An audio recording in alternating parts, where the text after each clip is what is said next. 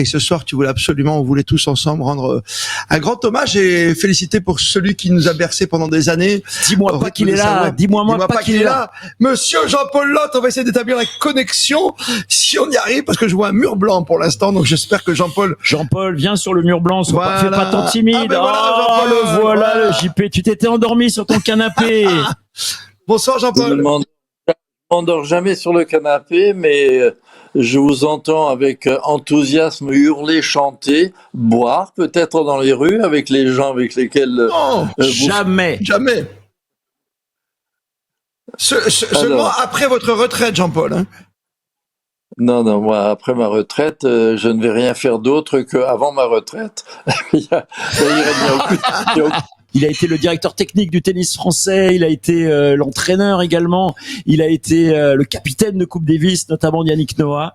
Et puis aujourd'hui, on le connaît comme commentateur, il a travaillé pour toutes les chaînes ou quasiment, hein, Jean-Paul. TF1, Hervé Dutu, c'est lui le coupable, c'est lui qui t'a retiré à ton tennis d'entraîneur pour devenir commentateur. Et donc demain, c'est la dernière, c'est ton dernier bal.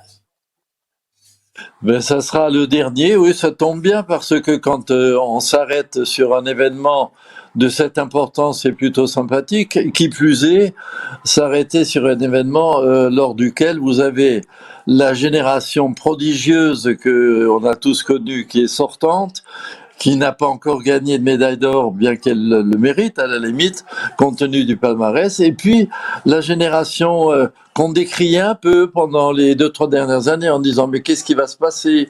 Les 4 mousquetaires vont disparaître et on n'a pas vraiment de relève. » Eh bien, la relève, elle est là, et bien là, depuis 2 ans. Et d'avoir cette confrontation entre le plus beau palmarès du tennis mondial, il ne faut pas le cacher, Djokovic, c'est vraiment faire mieux. Il n'a jamais gagné la médaille d'or, hein. Non, mais il a le plus beau palmarès du tennis mondial. Il a une médaille de bronze et ça fait un moment qu'il court derrière la médaille d'or.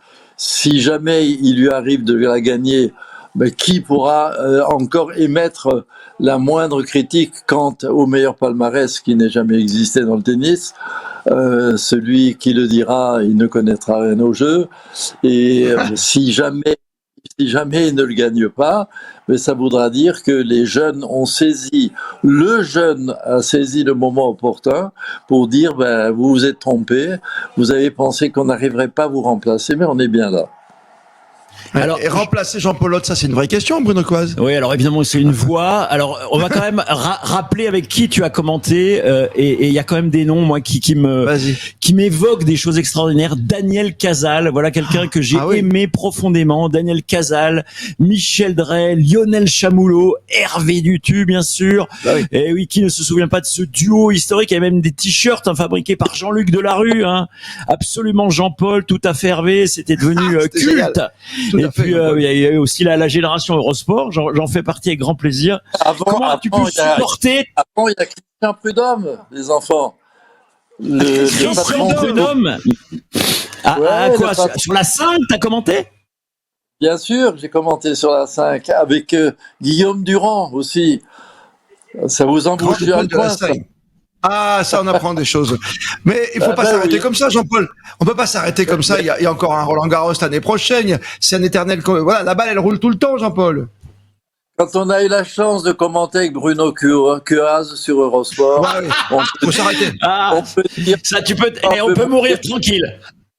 Voilà, le plus tard possible, mais on. Ça me rappelle quelqu'un. Ça va pas être hier, alors. On vous embrasse, ainsi que Nathalie qui a établi la connexion avec nous.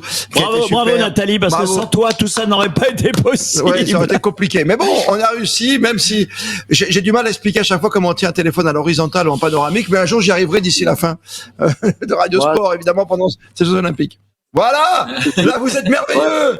Mais ça, voilà, c'est l'horizon, monsieur! Jean-Paul, ton téléphone n'est pas encore inventé, hein, c'est ça? Merci les amis d'avoir voulu me rendre cet hommage, c'est très gentil. Ça n'en méritait pas autant. La seule chose que ça méritait, c'était de remercier Cuaz qui est à côté de vous parce que avec lui, je me suis beaucoup battu à l'antenne, car c'est un protestateur, il est pénible. Non, Merci Jean-Paul. C'est brillant. Salut les copains.